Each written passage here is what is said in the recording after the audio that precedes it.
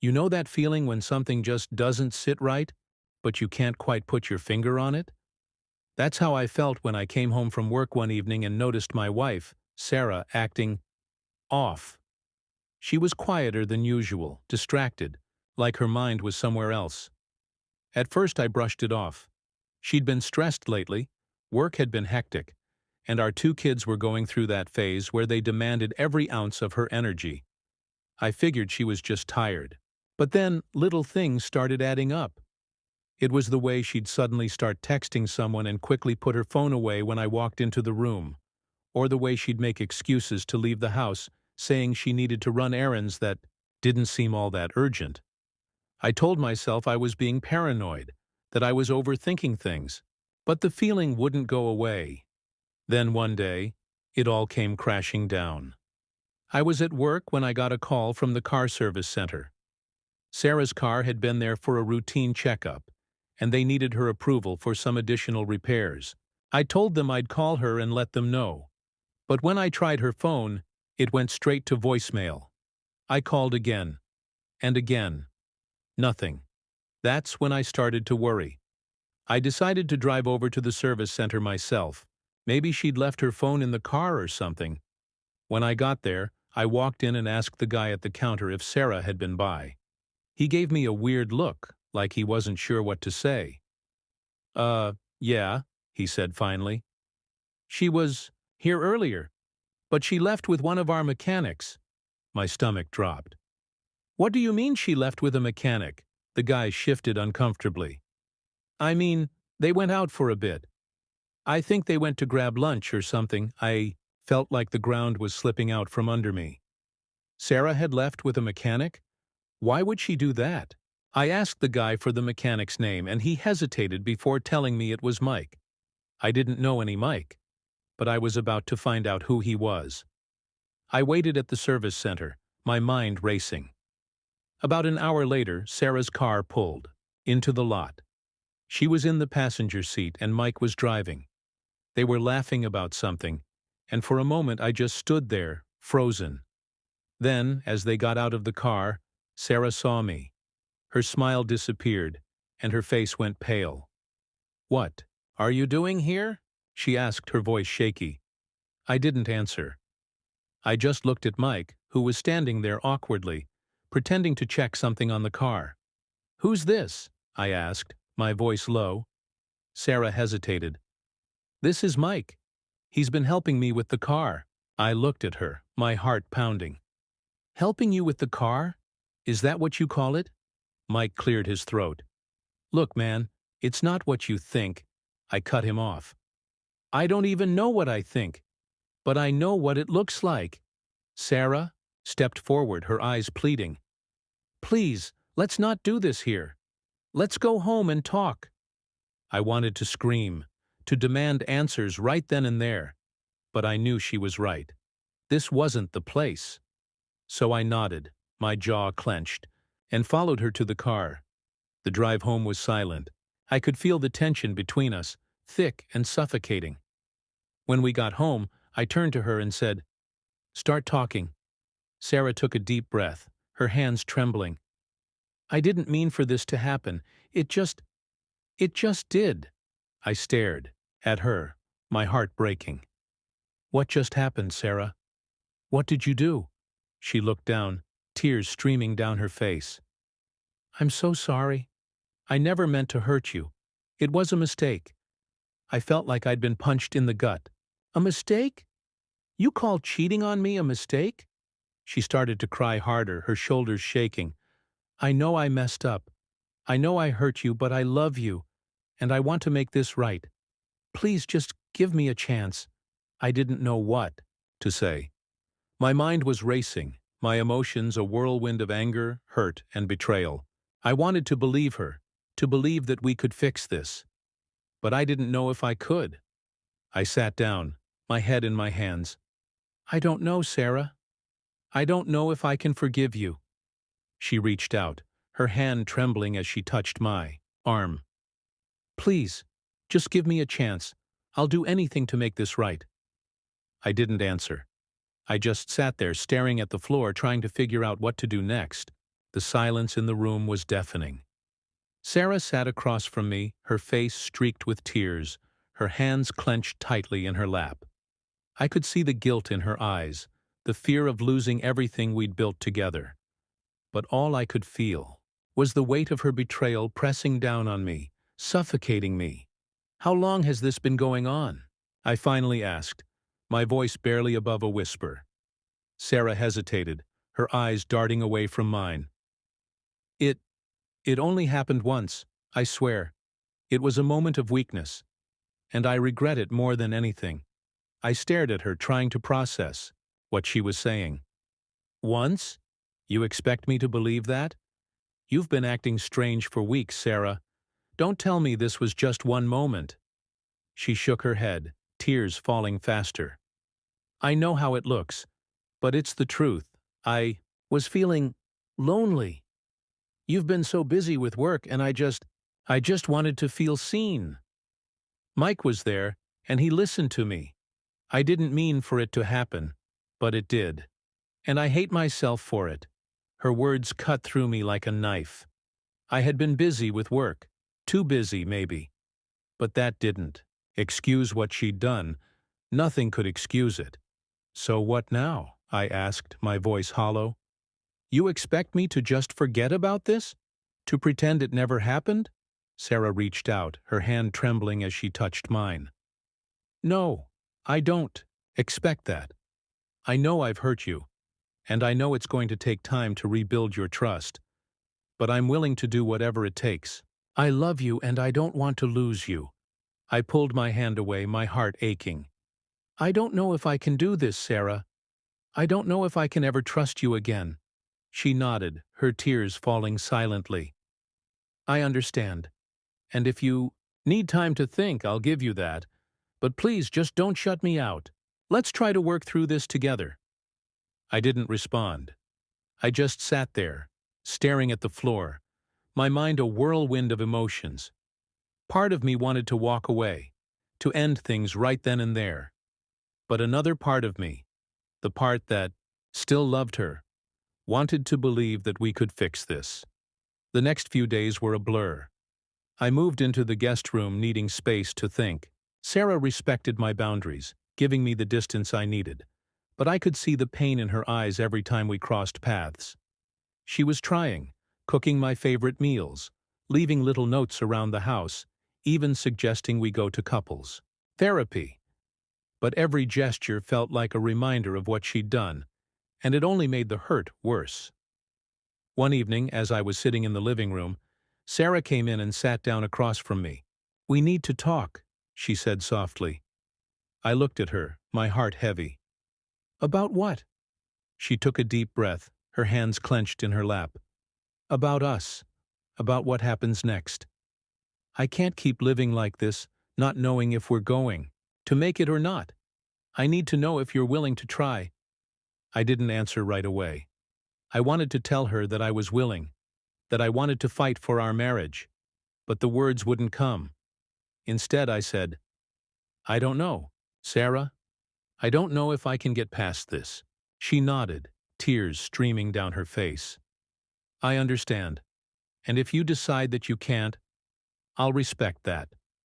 But I need you to know that I'm willing to do whatever it takes to make this right. I love you, and I don't want to lose you." I looked at her, my heart breaking all over again. I wanted to believe her, to believe that we could fix this. But the betrayal was still too fresh, too raw. A few days later, I decided to do something I'd been avoiding. I reached out to Mike. I didn't know what I was hoping to achieve, but I needed to hear his side of the story. I needed to know if there was more to it than Sarah was telling me. I found his number through the car service center and sent him a text. "We need to talk." He responded almost immediately. "Okay, meet me at the park." That evening, I drove to the park, my stomach in knots. Mike was already there, sitting on a bench by the water. He looked up as I approached, his expression unreadable. "Hey," he said, standing up. I nodded, my hands clenched into fists at my sides. "Let's walk." We started down the path, the silence between us heavy. Finally, I couldn't take it anymore. "Why did you do it?" I asked, my voice low.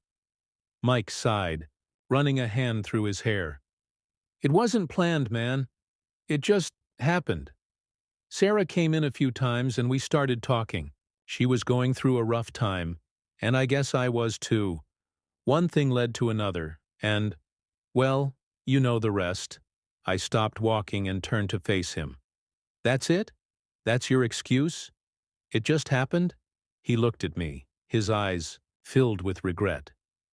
"I'm not trying to make excuses. I know I messed up. I know I hurt you, and I'm sorry." I stared at him, my anger bubbling up. "You're sorry? That's all you have to say? You destroyed my marriage, and you're sorry?" Mike looked down, his shoulders slumping. "I know it doesn't mean much, but I never meant for this to happen.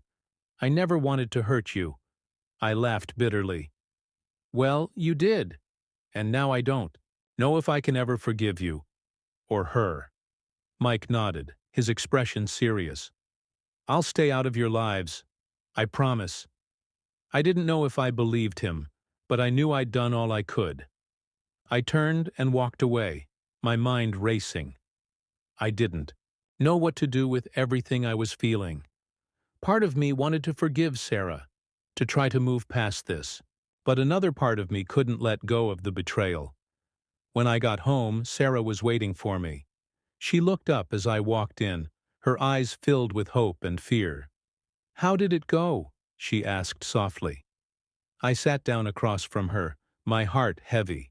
"I talked to Mike," she nodded, her hands twisting in her lap. "And?" I took a deep breath, trying to steady myself. "He promised to stay out of our lives. For good." Sarah looked down, tears streaming down her face. "I'm so sorry," she whispered. "I never meant to hurt you."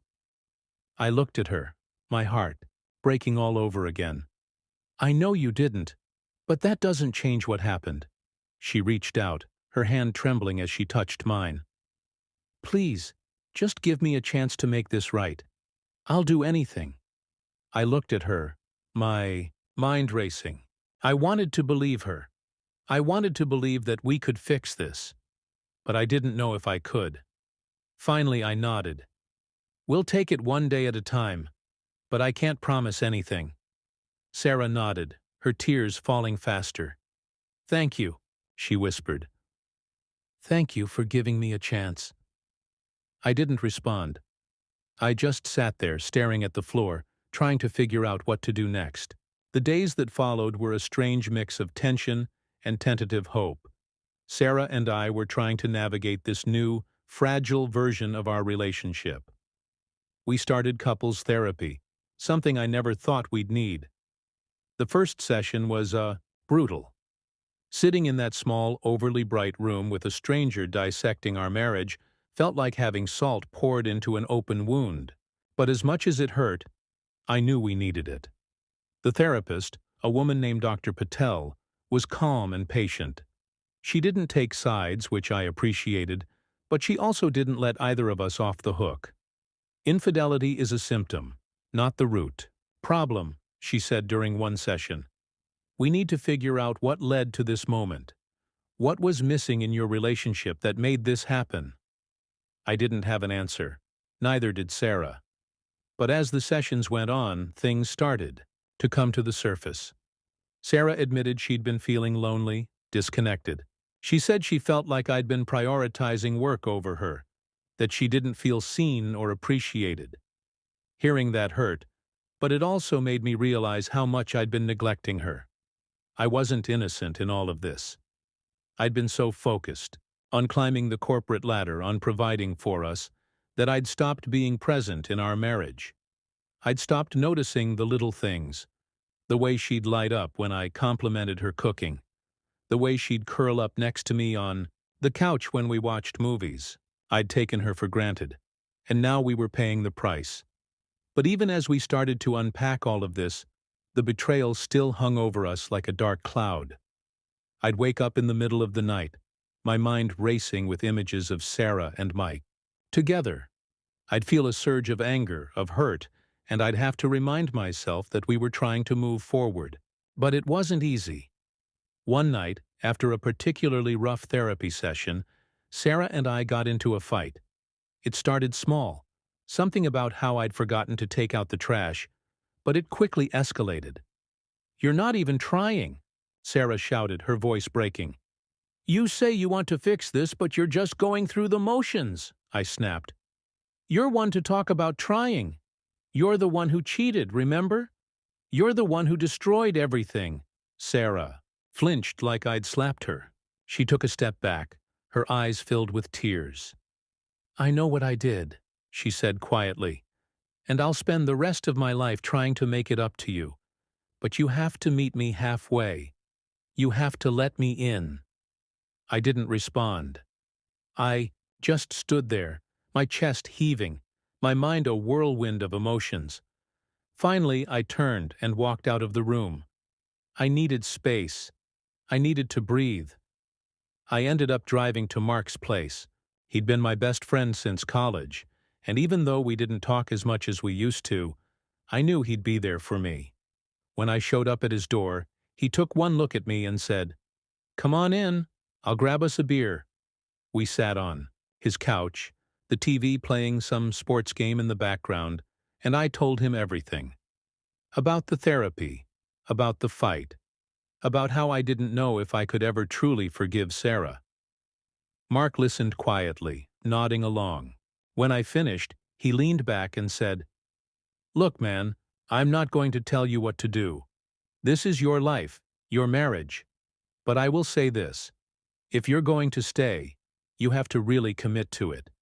You can't keep throwing the affair in her face every time you fight. That's not fair to either of you." I knew he was right. But knowing something and doing it were two very different things. When I got home that night, Sarah was waiting for me. She was sitting on the couch, her knees pulled up to her chest, her eyes red from crying. "I'm sorry," she said as soon as I walked in. "I shouldn't have yelled at you. I know this is hard for you too." I sat down next to her, my heart heavy. "I'm sorry too. I shouldn't have thrown the affair in your face. It's hard, Sarah. It's really hard." She nodded, tears streaming down her face. "I know, and I hate that I'm the reason you're hurting. I hate that I did this to us." I reached out and took her hand, squeezing it gently. "We're both hurting, but we're trying. That has to count for something, right?" She looked at me, her eyes filled with hope. "It does. It counts for everything." We sat there for a while, holding hands, not saying much. It wasn't perfect, but it was a start. The next few weeks were better. Not perfect, but better. We started to find a rhythm again, a way to be around each other without the constant tension. We went on dates, something we hadn't done in years. We talked, really talked, about our hopes, our fears, our dreams. It felt like we were rediscovering each other. But even as things improved, the shadow of what had happened still lingered. I'd catch myself watching Sarah sometimes, wondering if she was thinking about Mike, if she regretted what she'd done. I'd wonder if she still loved me the way she used to, or if I was just the safe choice. One night, as we were lying in bed, I finally worked up the courage to ask her, "Do you regret it?" Sarah turned to look at me, her eyes wide. "Regret what?" "What happened with Mike. Do you regret it?" She was quiet for a long time, and for a moment I thought she wasn't going to answer. Then she said, "I regret hurting you. I regret betraying your trust. But I don't regret that it happened." I felt a stab of pain in my chest. "Why?" She took a deep breath, her voice trembling. "Because it made me realize how much I was taking you for granted. It made me realize how much I love you, how much I don't want to lose you." I didn't know what to say to that. Part of me wanted to be angry, to feel betrayed all over again. But another part of me understood what she was saying. We lay there in silence for a while, the weight of everything hanging between us. Finally, I reached out and took her hand. "I love you too," I said quietly. "And I don't want to lose you either." It wasn't a perfect resolution. It wasn't a happily ever after, but it was a step forward. And for now, that was enough. The next few months were a strange mix of progress and setbacks. Sarah and I were trying to rebuild our relationship, but it felt like we were walking on a tightrope. One wrong move, and everything could come crashing down. We continued with therapy, and while it helped, it also brought up a lot of painful truths. We had to confront not just the infidelity, but the cracks in our marriage that had been there long before Mike ever entered the picture. One of the hardest things was learning to trust again. I wanted to believe Sarah when she said she was committed to us, but the fear of being hurt again was always there, lurking in the back of my mind. I found myself second-guessing everything. Her tone of voice, her body language, the way she looked at her phone. It was exhausting, and I knew it wasn't fair to either of us, but I didn't know how to let go of the fear. Sarah, to her credit, was patient. She understood why I was struggling, and she did everything she could to reassure me. She was more transparent than ever, sharing her phone passcode, letting me know where she was going, who she was with. But even with all that, I couldn't shake the feeling that something was still off.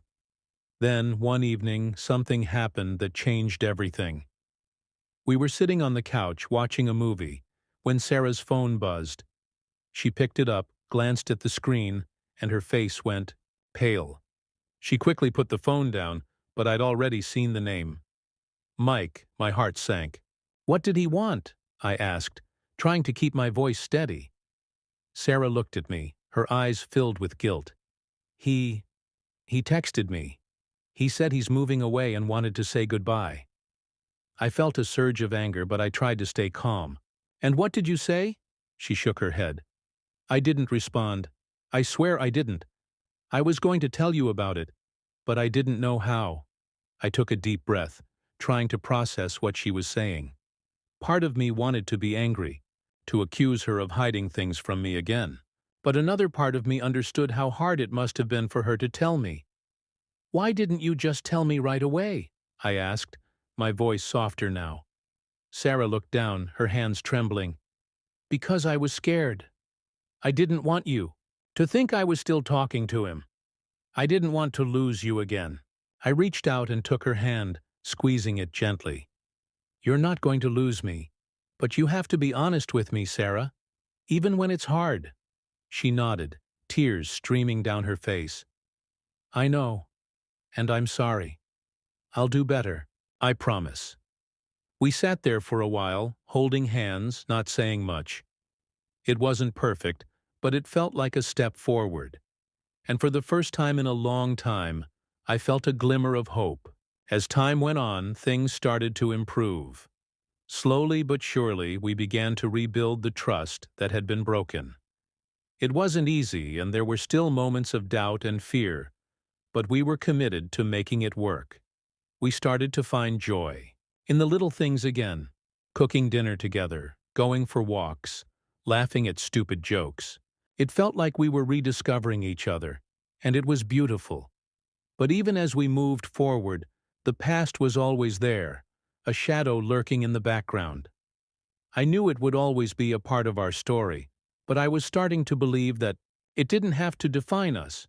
We could choose to learn from it, to grow from it, and to build something stronger because of it. One night, as we were lying in bed, Sarah turned to me and said, "Do you think we'll ever be okay?" I looked at her, my heart full. "I think we already are." She smiled, her eyes filled with tears. "I love you." "I love you too," I said, pulling her close. And for the first time in a long time, I truly believed it. To everyone who's been following this story, thank you for sticking with me until the end.